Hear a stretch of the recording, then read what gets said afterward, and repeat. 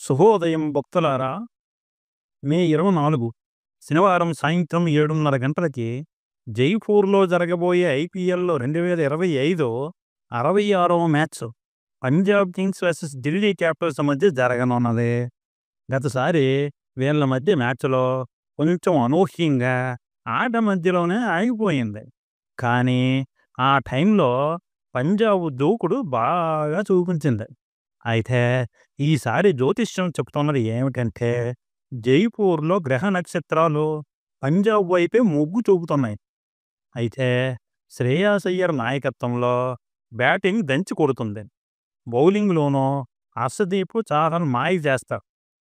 మరోవైపు ఢిల్లీ తడబడే అవకాశాలు ఎక్కువగా కనబడుతున్నాయి. అయితే అక్షర్ పటేల్ శ్రమిస్తాడు, కానీ ఆ మజ్జిగలో కమ్మగా ఉండదు.